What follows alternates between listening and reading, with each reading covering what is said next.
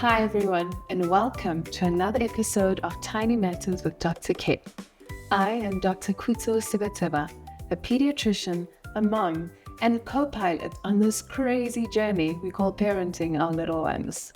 Today, we're talking about a topic that has caused many a friction at the dinner table: picky eating. One day, your child is eating chicken, rice, vegetables, and yogurt, and the next day, they're surviving on crackers, air, and vibes.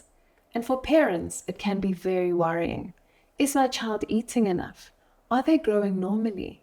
Is this sustainable? And to help me unpack this topic of picky eating, I'm joined by Dietitian Cecile van Niekerk. Thank you so much for joining me today. Oh, thank you for the opportunity. Tell me a little bit about what you do.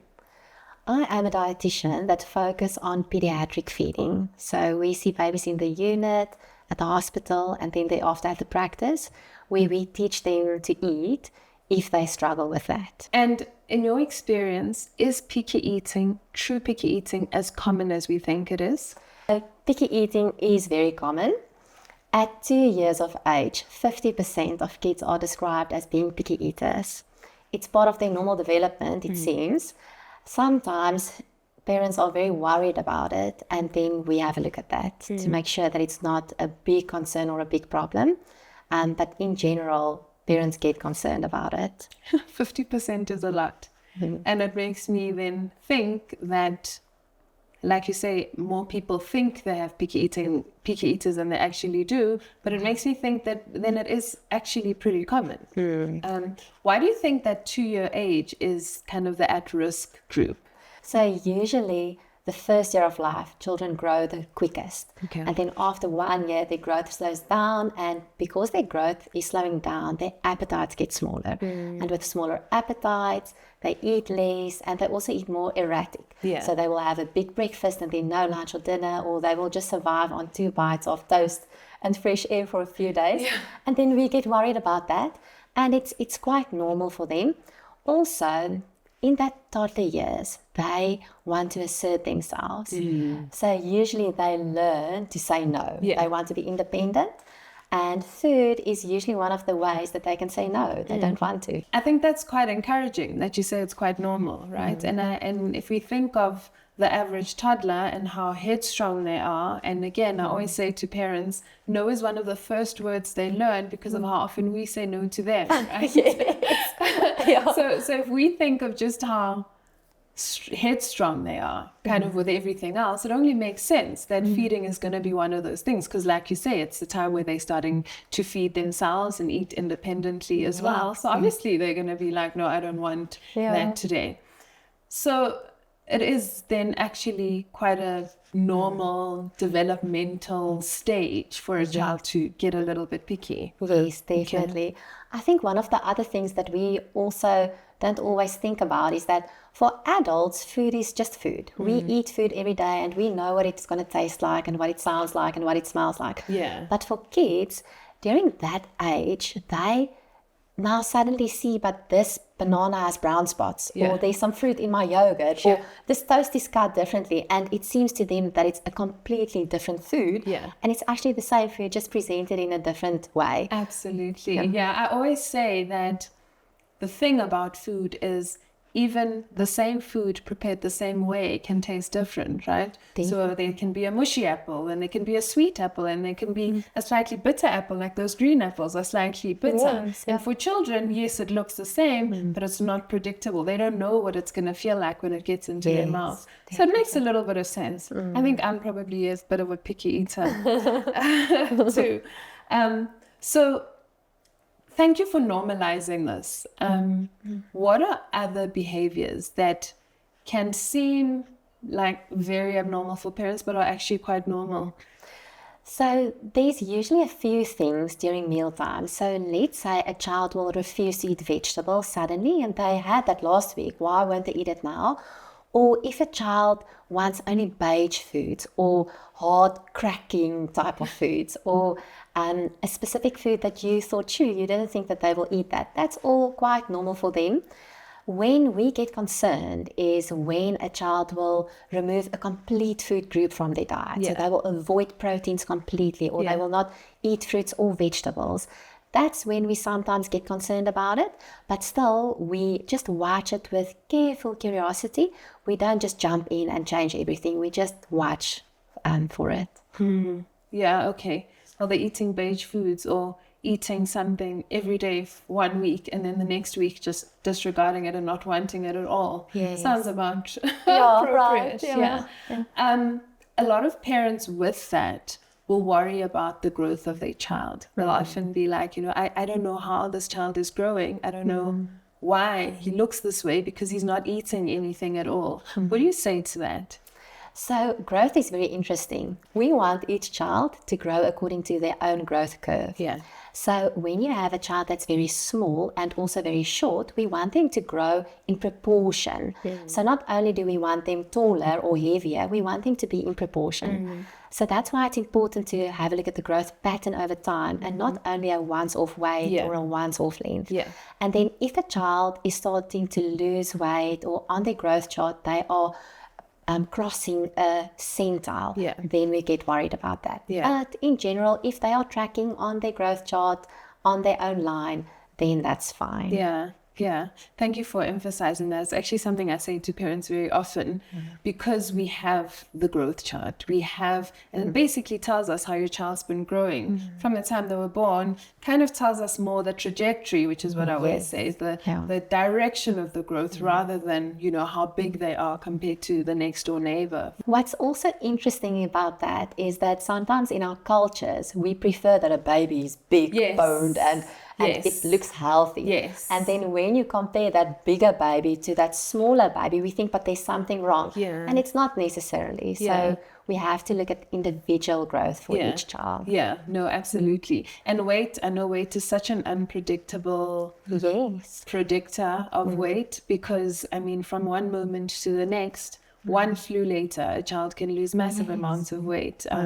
But the height is generally a better predictor of their growth over time. Definitely. So usually after 1 year, they gain about 2 to 3 kilograms in a year, but they grow in their length 7 to 10 centimeters. That's a lot, so that's why it's important to also measure their length and not only their weight. Yeah. The more you're saying this, and you see it on the growth chart, that in that first year, that growth is quite steep, and then it flattens. And I can imagine that's also a cause for anxiety amongst parents. Because it doesn't feel right. It feels like they are supposed to continue on this trajectory. Yeah, and they couldn't. They couldn't because we'd have giant children walking around. Okay. So I think on the topic of picky eating, it's really quite an emotional thing for families, for parents, and a cause of a massive amounts of frustration. Why do you think that is? Why do you think there's this big emotional thing around picky eating? I think we should realize that food is always emotional. We will think about our granny's food, what she made us, or when we went to a specific function, or when we ate a specific food. There's a lot of emotion around food.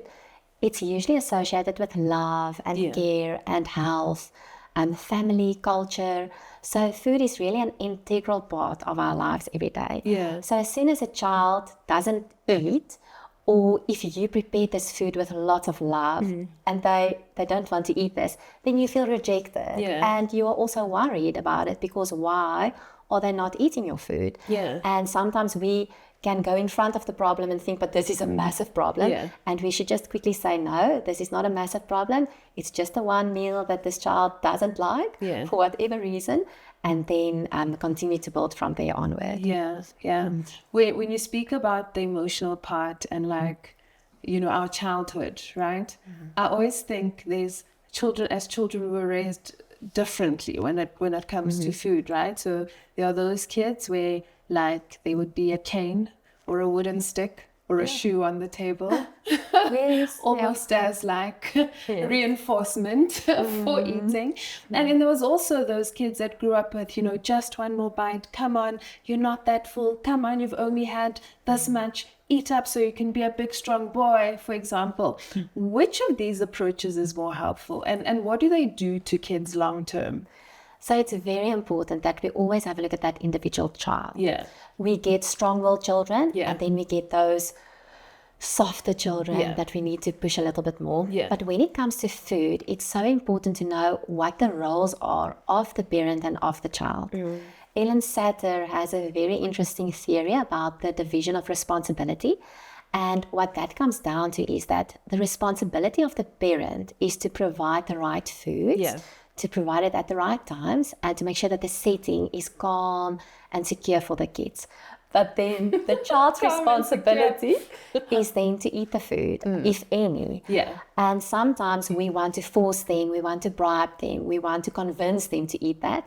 But unfortunately, we then teach a child to eat for different reasons than what it's supposed to be for. Yeah. So we want a child to be in tune with their bodies, to know when they are feeling hungry, when are they satisfied, so when to start eating and when to stop eating. And if we override those cues, then we are going to make problems long term. And probably emotional problems as well, like emotional overeating. Definitely. And I mean, obesity is such a big component, it's such a big part of probably what you do as well nowadays as a result of lifestyle. And I imagine as a result of the emotional part of feeding and bribing and begging. So what are healthier, kind of more adaptive ways to create a good feeding environment? Feeding environment that's calm is very important. So a child that is in a stress response will not have an appetite to eat. Yeah. So we want a child to be calm when they come to the dinner table. Yeah. And then at the dinner table, we want everyone to be friendly around the food. We want them to converse and to enjoy the meal together. Yeah. Even if the child doesn't eat, we want him to have praise during the meal or after the meal, so that tomorrow they want to come and sit at the dinner table again. Yeah. And then afterwards, it's always important that we encourage them and praise them and make sure that they enjoyed the meal and they do want to come and sit at the table again. Okay, so it's more encouraging kind of good long-term habits around the relationship with food rather than, the food itself. Yes, definitely. Okay. That's a little bit easier to kind of try and think about it that way. So when you mention sitting around the dinner table, I think we can both agree that a lot of families, I mean, we should, but a lot of families are not sitting around a dinner table anymore. Meals are had at inconsistent times. Maybe mom and dad are eating a little bit later when they're done with work or whatever the case may be. Children are sitting in front of the TV, or maybe we're all sitting in front of the TV, eating our food. How does that then impact how a child's ultimately going to feed? It definitely impacts how a child is going to feed. There was a very interesting study that they did. They had two groups of children, and they gave every child a whole pizza. The one group of children they put in front of a TV, and the others they put around a table or with each other. And the children that sat in front of the TV all finished the pizza, whereas the children that sat with each other only had one or two slices of pizza. And that just comes down to the fact that when you sit with someone, you converse, you talk, you think about what's going on, and you eat according to your hunger cues. And then you also stop when you're feeling full. Whereas if your attention is at a screen or at the TV, then your attention is not at the food and how you're feeling. And then you can overeat. So sometimes with our picky eaters, it helps to put them in front of the TV because then they eat better. But in the long term, that's not a good approach to get them to eat. We rather want them to be confident eaters, even if they eat a little bit less. And then also because childhood obesity is a big problem, remember that childhood obesity will track into adulthood. Absolutely. So we want to make sure that their weight is not that high in childhood. We rather want to manage that weight a little bit better. So it is better then to sit together. So if I say the word dinner table, it actually refers to being with each other, being present. So no screens involved in that meal. We don't want the meal to be forever. So we usually limit a meal to about 15 minutes to 20 minutes. And the research indicates 6 meals a week together as a family.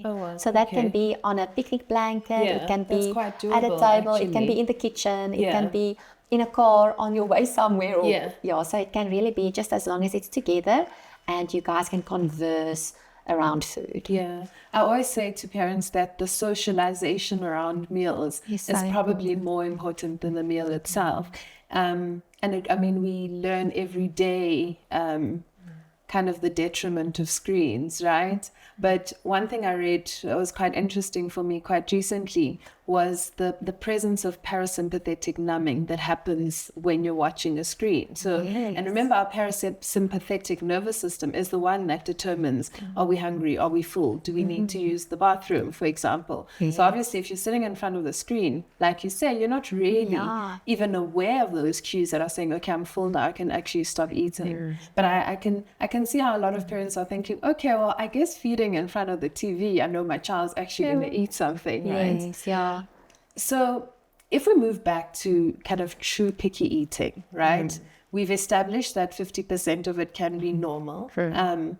But how do we know? Like when should parents really start to worry that this picky eating is not normal picky eating and it needs kind of further investigation or actually need help now? So usually when a child is not growing well, so let's say you have a look at the mom and the dad, and the child is supposed to be bigger or larger genetically, and this child is very short or very small. If they are losing weight, so let's say they were at a nice heavy weight and now suddenly they are losing weight, when a child is avoiding food groups completely, or when they fall just apart at a mealtime, when they cry, when they throw a tantrum with every meal, and they are avoiding food groups completely, then we must consider that there's something going on, and then it's very beneficial to visit a feeding team to just suss out what is the problem. Is it a sensory issue? Is it an oral motor problem? Is it just a behavioral problem? So then it's very important to have a look at that. Yeah, I'm glad that you brought the sensory aversions into it, the sensory problems. And that's essentially kids that don't like certain textures in their mouths. Am I correct? Yes, it can be. So when you think about eating is going to involve all your senses. So firstly, when that cauliflower is being made, you can already smell it. So when you get into the house, you can immediately think that's going to be for dinner. Then if the food is set in front of you, you can see it with your eyes. You can see, is it crunchy, is it gel, what's the texture like going to be? If you touch it with your hands, if you bring it to your mouth, if you eat it, if someone next to you sit and eat and they crunch next to you. So there's so many senses involved in eating that if a child is not regulated in their senses, then this can all be overwhelming to them. And then sometimes they don't want to eat. It's not a mind thing. It's not a decision, I am going to be stubborn today, I don't want to eat. It's not that. It's more a body awareness thing that I don't know what's going on here, but my body can't tolerate this. And that's usually a sensory problem. Okay, so it's not necessarily just the feeling of food in the mouth. It could be all the the way of someone chewing next to you. Yes, it can even be that. So that's where an occupational therapist is very, very valuable, because they can then assess why is this child not eating in terms of their senses. So they can establish, is it a sensory thing or is it an interoceptor thing? So that's why occupational therapists are very valuable. All right. I think the sensory part, we often see a lot of overlap with a lot of other neurodevelopmental disorders, particularly autism, right? Yes, comment a bit on that? So most children on the autistic spectrum or children with ADHD struggle with food. But not all picky eaters are on the spectrum. That's important to know. So usually a feeding problem will emerge between 18 months and 2 years, or in that second year of life. And then sometimes people think that, oh, this child is autistic. And that's not the right way around. Usually a child will receive a diagnosis of autism or ADHD. And then if you think backwards, you'll realize this child also struggled with eating. With picky eating, there's obviously a lot of different, what I call community approaches, right? We mentioned the punitive behaviors. We mentioned the shoe and the stick, and we've mentioned the bribery. What do you say when, and it's usually older people that will say things like, your child will eat when they're hungry. How do they respond to that? It's so interesting. When I studied about 15 years ago, we were told that Yeah. the child will eat when they're hungry. Yeah. And then when I started working, I realized that that's not how it goes. And then studying feeding difficulties, I saw in the research that children don't always eat when they're hungry. So sometimes that feeling of hunger is enough for a child to want to eat, but for other children, that feeling of hunger is not enough. And if a child feels that they're in fight mode or flight mode or freeze mode, they don't have an appetite to eat. And then even hunger is not going to convince them to eat. Yeah. But I mean, if you think about it, if you're running away from a lion, you're not going to be thinking, but I'm hungry right now. So I guess it makes sense. It needs to be safe and not feel like a dangerous environment for them. Because we've said so much that a lot of picky eating, a lot of this behavior is behavioral. Actually, right. What clues are there that suggest that there might be something more than just a behavioral? So maybe there is a sensory issue around feeding rather than just a behavioral problem. Okay, so sometimes with children, if they don't have the oral motor skill to actually chew a food and to swallow a food, it might seem that they are a picky eater, but actually they don't have the skill to eat.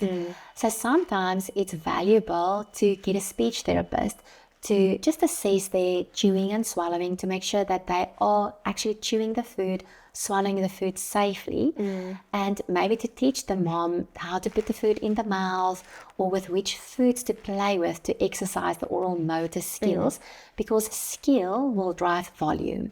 So if the child is comfortable in eating and comfortable with biting and chewing, then we can start working on volume. Yeah. Okay. All right. It immediately made me think of this very common practice that young children have where they'll chew a food, chew, and then just keep it in the mouth. Yes. And not swallow it. Yes. How much of that is normal? And how much of it is they don't want to swallow because there may be something sensory going on? Yes. I'm not sure about the statistics, how normal it is, but we do see it in practice that children will pocket their food in their cheeks. Yeah. And that sometimes is just because they have either stayed on pureed foods for too long, so they are used to just sucking it and swallowing and not using their jaws and their teeth to chew. And also sometimes parents tell me, but they don't have teeth yet, so they can't chew.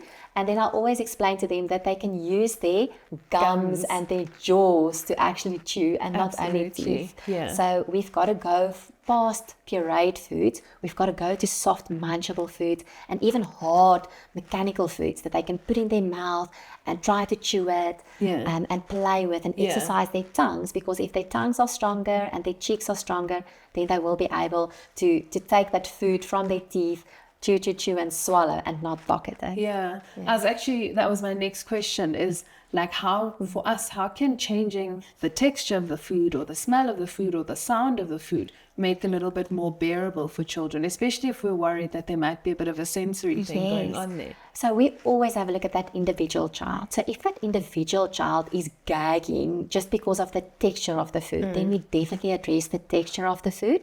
So then we'll work with crunchy foods or hard foods, or make sure that the foods don't get mixed together in a mush.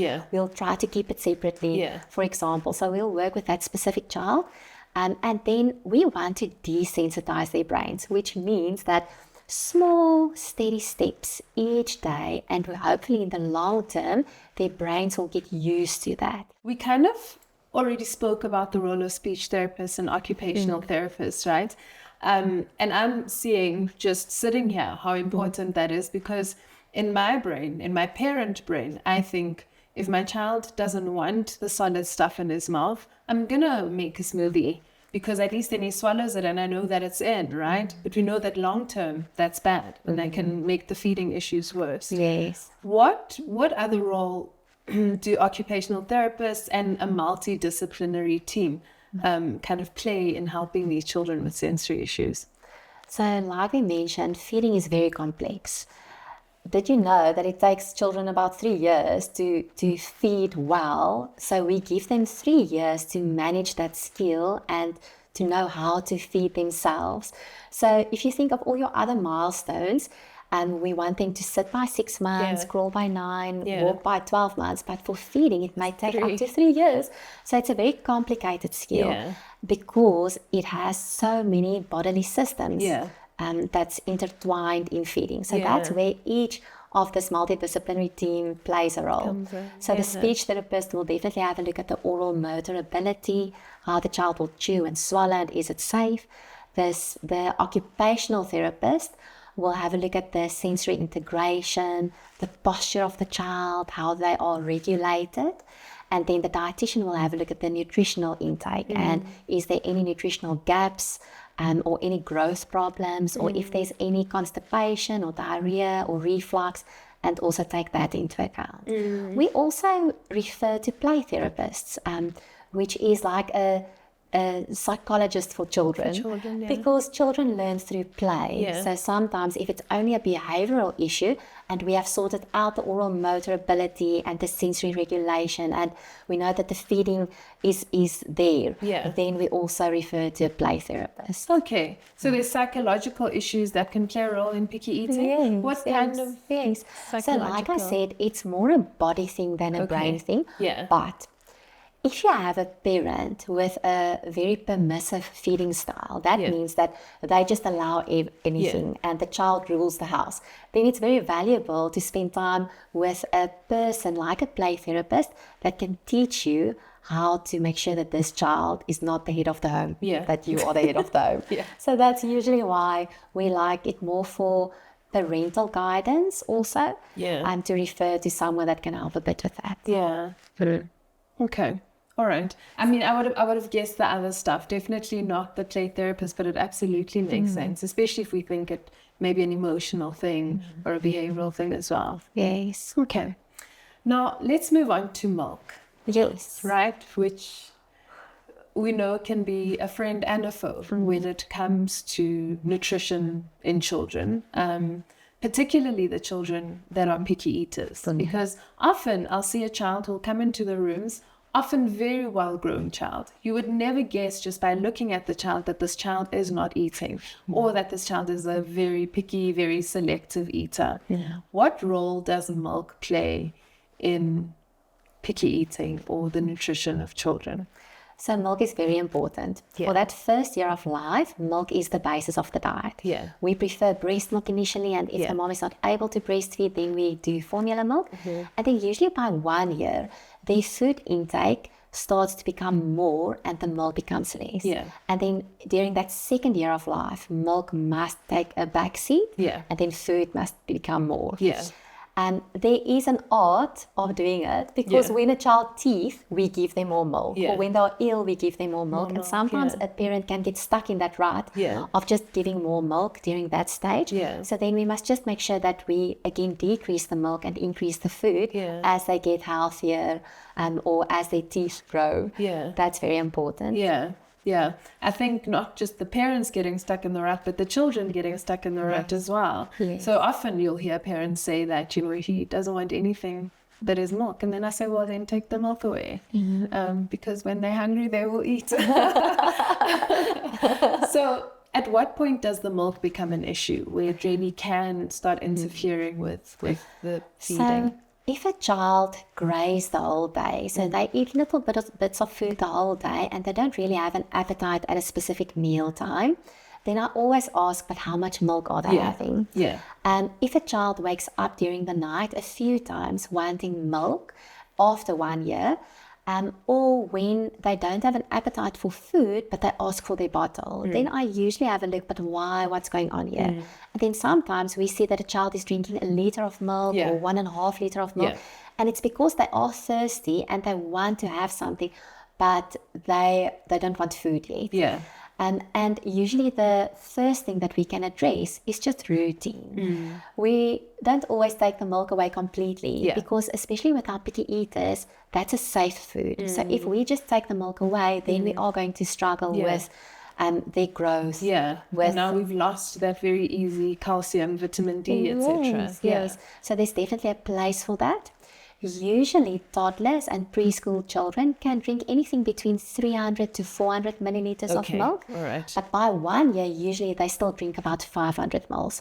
So if you imagine a 1-year-old with about 500 mils of milk, then usually the milk decreases, so that by the time that they go to school, 6 or 7 years of age, they drink about 1 glass to 2 glasses of milk in a day. Okay, that's quite helpful actually, because I think milk starvation is a real thing. I think we see, again, like I say, a lot of kids that seemingly look well grown, but on dietary history, they're really not eating very much. And then you hear that this child's still drinking in excess of a liter of milk a day. So that's very helpful. So you said a glass to 2 glasses of milk For per a day. preschooler. For a preschooler. Yes. So that's a 4-year-old, 3-4-year-old. Yeah. Okay. So to reach the calcium requirements, a glass of milk and a piece of cheese and a tub of yogurt will reach their calcium requirements. Okay. So if you distribute that throughout the day, then it's roughly about 1 portion of milk, a slice of cheese, and then a tub of yogurt in a day. Okay. All right. And that's actually very doable. Yeah. Yes, yeah. Okay. So things that milk is not good in. Well, some of the nutrients that milk cannot provide is fiber, for example. Yes. And also iron is the other one that we also have a look at. And then just think about the properties of milk. Milk will taste the same every single day. And it's easy, it's sweet, it's soft, it's nice to have. So we've got to challenge a child a little bit more. And that's why we want to bring in textures and food to make sure that they are also having that in their diet. Yeah. We see a lot of kids with constipation and iron deficiency actually just taking in milk. Yes. And so that's, like you say, where it's important to somehow slowly introduce a bit of a balanced diet so we can meet those requirements. Definitely, yeah.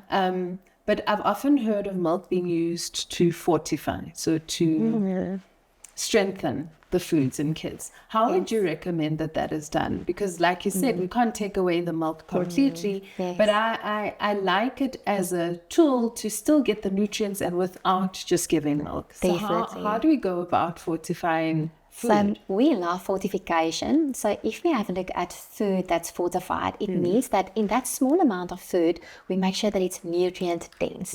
Not only energy dense, but nutrient dense. So there must be vitamins and minerals and fiber and things like that.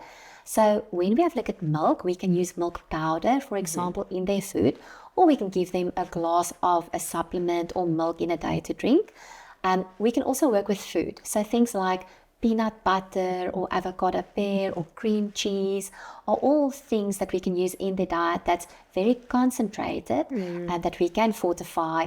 A bowl of porridge, for example, with a bit of peanut butter or cream cheese or avocado to make it a little bit stronger and more nutrient dense. I always say if I could give every single child one thing, it would be peanut butter. Except the ones with a peanut allergy, of course. But I think it's just such a great way to get nutrition in, and you could pretty much mix it with anything. Yes, you can. You can definitely.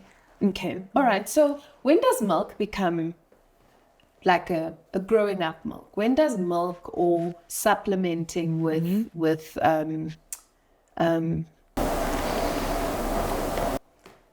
let me try that again. Where does milk become helpful? Where supplementing, and I mean by that I mean a child who's actually drinking milk. When does that become useful, or is there a space for that? Definitely. So we want kids firstly to drink water as their main fluid in a day, but that glass or 2 of milk in a day will contribute to fluid and help them with their fluid requirements.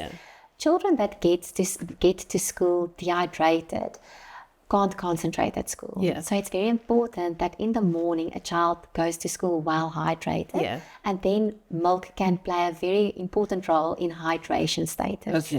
Then for our picky eaters that avoid food groups, milk is actually very nutritious because it contains carbohydrates and fats and proteins.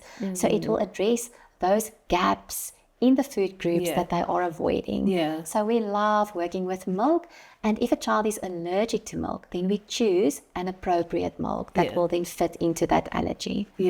Okay. So this milk is then given as milk in a glass with cereal? Yes, so we can definitely give milk in a glass, we can give it with a cereal, and then if we see that the volume is a problem or the child doesn't like the taste of drinking milk, then we can use the powder of that oral nutritional supplement in the food. We can also stir it into the food to make it more energy dense and nutrient dense in that specific food. Okay, all right. And the role of vitamin supplements?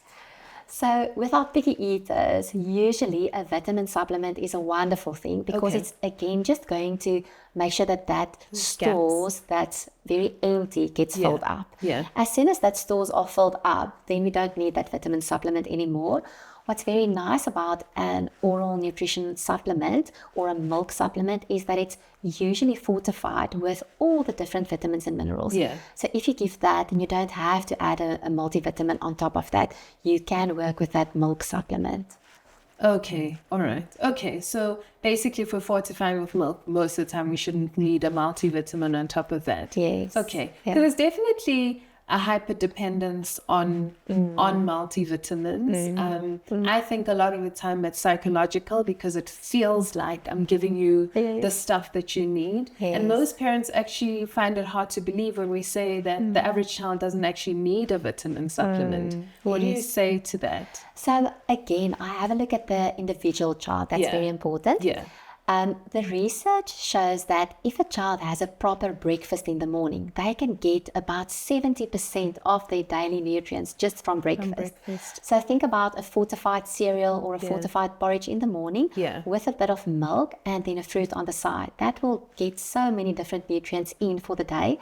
So that's why I am fond of asking parents to give them breakfast every single day. And then if the child doesn't want to eat breakfast, to work with breakfast ingredients throughout the rest of the day. Okay. So then something like a fortified cereal that you can put in a trail mix later, where you can mix a little bit of cereal or muesli with raisins or with peanuts to make like a trail mix later during the day. Yeah. But we do want to get a variety of foods in their diet. So that's why it's very important not only to stick to one or two foods, but to get a variety of food in the diet. Okay, sure. Okay. I've learned a lot from what you said. I think some of the shortfalls of milk is definitely if a child will drink more milk than eat food, then the things like protein in the diet will be too little, or the type of protein that we want will be too little. Yeah. Sometimes the iron status is low or the zinc status can be low. Then, of course, fiber. There's no fiber in milk, and fiber is so important for gut health. Yeah. Then omega-3s. We need some omega-3s in the diet.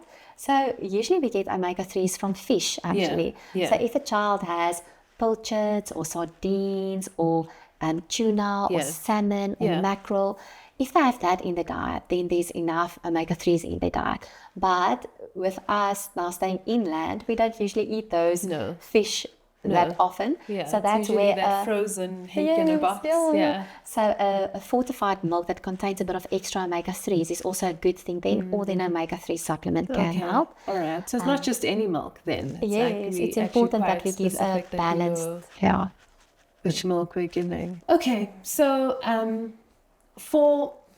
we've said a lot, right? And if we bring it back to the exhausted parent that's sitting at home, has a child who eats maybe, and I do encourage a lot of the keeping track of safe foods, right? So keeping track of that your food that your child will eat, they're not allergic to. We mix them up and we sort them into carbs and proteins and spreads, etc. And then we kind of mix it up, right? But sometimes there are kids where there are like 3 safe foods and just milk, right? So for a parent who's sitting at home exhausted, feeling like my child does not want to eat anything, I'm not going to take the milk away because then my child will have nothing at all because my child just refuses to eat. What does moving forward look like? What does a healthy mealtime look like for these parents? So usually what I do with the milk is I try to put the milk at a specific time in the day so that the child doesn't only want milk, but that we can also play with food. Okay. So if a tummy is filled with fluid, they won't have an appetite for food. So we try to move the food before fluid. And then we try to catch the child when they are supposed to feel a little bit more hungry. So let's say there's a specific time in the day that they usually ask you for food or want their bottle or want a glass of milk. Then that's a good time to start with food first and then delay that milk just to afterwards. Yeah. So what we do is, if my child will come to me and say, oh, mommy, I'm thirsty, I want milk, I will tell her, okay, I'm going to start mixing your milk. Will you please bite this so long or have that so long? Yeah. And then usually they will start with the apple or they will start with the sandwich. And then while I'm preparing the milk, then I can bring it afterwards. So just delay that slightly. Yeah. So it's not a control issue. No, you're not allowed to have the milk. It's more a, I hear you and I want to respond, but I'm just going to delay it a little bit because it's better for you to delay. Yeah. We like routine. So there must be some type of routine in the day. Some people are very set. They want to eat breakfast at 8 o'clock, lunch at 12, dinner by 7. That's what they want to do. Other people are more flexible. And in our practice, I find that with us working far from home, we spend a lot of time traveling. The kids are at school for the most part of the day. So then it's important just to make sure that that routine is a little bit flexible and that it fits your lifestyle. And then try for one meal a day to sit together. It can be breakfast early in the morning. It can be early dinner when you get the kids from school. And remember, food is only food. You are welcome to use your dinner items for breakfast or your breakfast items for dinner, as long as you sit together and enjoy the food together. I often find that I think this has helped a lot because it's helped to manage at least my expectations, right? Because I often find that the problem with families or the problem arises where our expectations are very different from the reality of what we're experiencing with our children, right? So our expectations regarding volume, for example. So what's a normal volume of food? How much food can my child eat? And at which point then I say it's fine. If you're full at this point, then that's fine. What's a normal volume? And how normal is you'll see a child eat a fish finger, for example, walk around, go and play, ride his bike a little bit, come back and then take another bite of a chip. And, you know, how much of normal is normal? You know what I mean? I think managing that expectation is quite important for parents, that actually children don't eat that well. They eat small portions, they snack throughout the day, and we can try and kind of package that into what's normal for our family. But can we just address that? What is a normal amount of food that a toddler or a preschooler should be eating? So I think that expectation management is so important because we think that a child is hungry and they play the whole day, they run around, they must be hungry. And then we give them this whole bowl of food. And then I think that child will sit there and look at this mountain of food and just think, how am I going to do this? So what's very important is to expect that feeding times may be erratic. So sometimes they will eat a little bit more, sometimes they will eat less. Expect that feeding can be messy. So we as adults feel like we have our fork and knife and we want to cut and bring it to our mouths and eat very carefully. But food for children can be messy. They can eat with their hands, they can make a big mess, and that's completely normal. You said it's a sensory experience. It's a sensory experience. So it's important that it's messy actually for them because that's how they learn about the food. And then also expect that their appetites will differ. Sometimes they will feel more hungry with a meal. Sometimes they will feel less hungry with a meal. And they rather be in tune with those kids and their appetite and serve according to the appetite. So if your child tells you that they are very hungry, then dish a little bit more. And then when you see, no, we've eaten like an hour before, then dish a little bit smaller amount. If you have a flexible routine, then you can expect that they will probably be a little bit more hungry because it's roughly around 8 o'clock and that's usually when we have breakfast. And then the amount of food is not that much. So for children younger than 5 years, on a plate, we want a protein, a starch, and a vegetable, for example, of which that must be about 2 to 3 tablespoons of each. So a tablespoon is about 15 milliliters. So let's say for a 2-year-old, we are expecting about 90 milliliters in total. And then for a 5-year-old, we are expecting about 375 mils to 400 mils for a meal. Okay, so if you think it's quite a small amount, it's not that much. It's not a lot, Yes, actually. yeah. I think managing that expectation, because parents often think a child needs so much more than they actually need. Yes. And sometimes you'll see a child start to eat, have the first couple of teaspoons and kind of be playing around and happy, and then they just don't want it anymore. And I say, well, maybe they're full. Yes. Maybe they've had more than what they've needed, and that's why they don't want to eat anymore. So for a dietitian, it's more important that there's a variety on the plate. We don't only want it to be millipap or only want it to be a piece of meat or only spinach. We want there to be a variety. So I always say rainbow on the plate. Okay. So if you have your starch, if you have your protein, try to put some colorful vegetables or fruit or salad also on the plate so that they can then see everything, interact with that, and then try to eat all of it. I like to encourage them to have a bite of the starch, a bite of the protein, and a bite of the veggies, and then continue to go according to the food groups. But if you have a child that only finishes one food group and then leave the plate, that's also fine. Maybe next time then dish a little bit less of that specific food and then a little bit more for others. We also call it a safe food, is that there must always be a safe food on the plate, something that you know the child will eat, because that's going to make you relax a little bit, and that's also going to be more familiar to the child. And make them happy as well. Yes, and then the other foods on the plate we can play around with. So I don't expect anyone to go to the shops and now buy 10 different fruits or 20 different vegetables. But every time when you go to the shops, let's say once a week, buy 2 different fruits than last week. So this week you can buy apples and oranges. Next week you can buy bananas and a watermelon. Or the week thereafter, grapes and pawpaw. So just make sure that every week you buy 2 different fruits or different vegetables, and then plan the meals around the fruits and the vegetables by thinking of, let's do gem squash tonight, or let's do baby marrow or spinach or cabbage or coleslaw, and then add a little bit of protein and a little bit of starch also to that meal. Okay, when you were speaking about the fruit, I had a flashback of when I was in a shop the other day, and then you mentioned the name. When I was in a shop the other day, and a small container of blueberries was about 65 rand. I think it would be a miss to not have the discussion around the price of food, you know, and the fact that, unfortunately, the healthier foods are often more expensive than the cheaper foods. You know, for example, having a slice of bread and slab chips, for example, which is a diet that I've actually seen quite a lot of, is obviously not as nutritious as a protein, a starch, and a veg, as you mentioned. What are ways that we can economize healthy eating? What are ways that we can find cheaper alternative or more cost-effective alternatives that dealing with a picky eater or dealing with a child that doesn't want to eat a whole lot doesn't become an unhealthy exercise? So healthy eating isn't always expensive.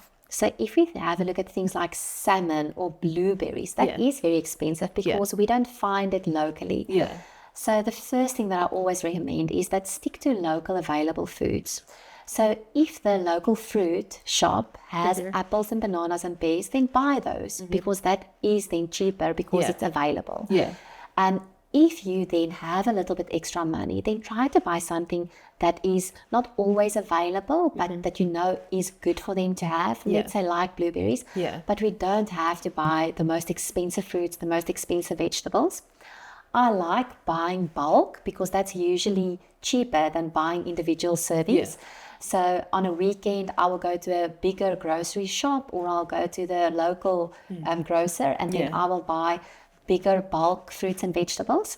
We can work with canned fruits and vegetables as well. So let's say you have pineapples that's canned or canned pears or canned peaches. We can work with that. It's usually in sugar syrup. So just make sure that you don't give the sugar syrup to the child, but give them the fruit itself. But we can work with that.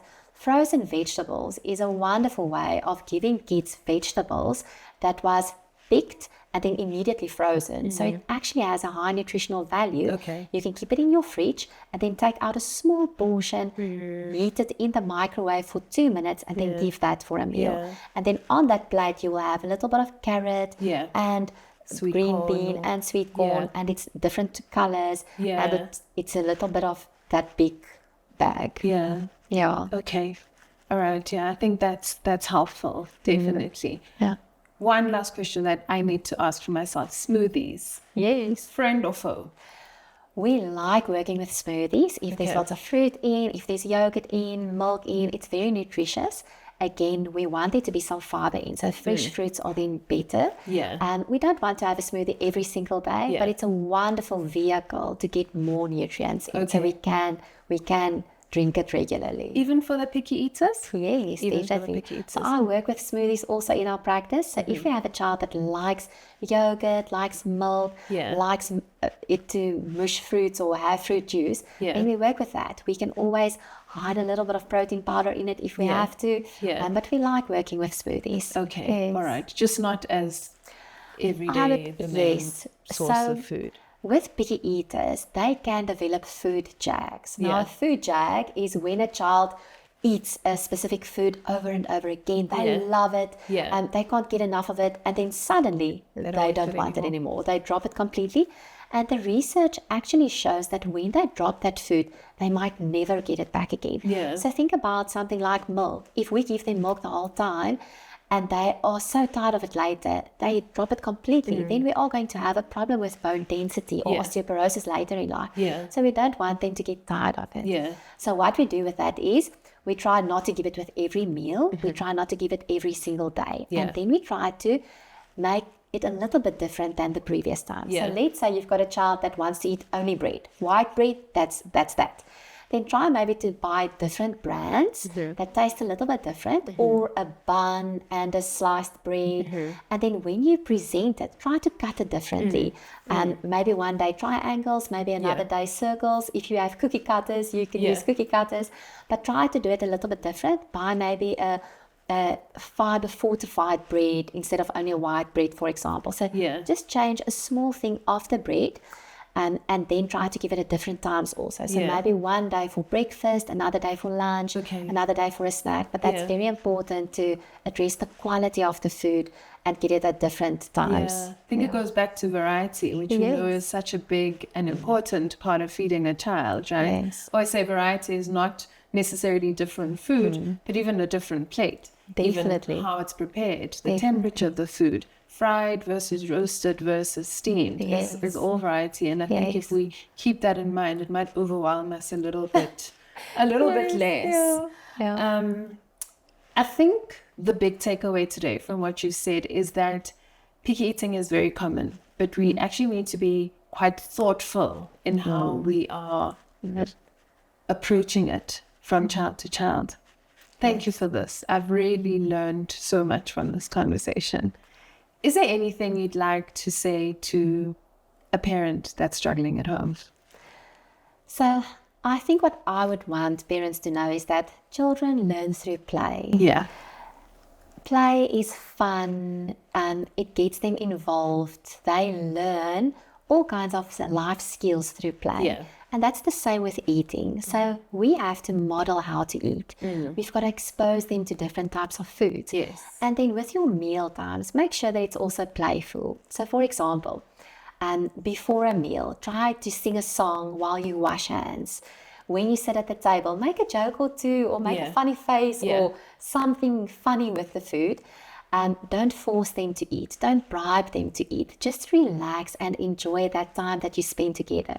And then afterwards, let the child help to clean the plates, to get everything ready for the evening or the rest of the day. And always praise them that they sat for 10 minutes in that chair or that, or tell a joke or sing a rhyme or song afterwards, just to make meal times feel comfortable and relaxed. And rather work on your relationship with the child, because in the long term, that is going to win your child over. That's the most important thing. I love that. Thank you so much. It's a pleasure. Yeah, I think the relationship part is so important, especially because feeding can be so stressful that it can actually impact your relationship with your child if they know that you're the parent that comes bearing the broccoli always. Yes. So to every parent listening, you're not failing because your child licked a tomato, refused the broccoli, or ate plain pasta for a whole week. Feeding is a journey. Children learn through play, through socialization, and through the relationship with food. Thank you so much, Cecile, for joining us today. Until the next time, stay kind and stay curious.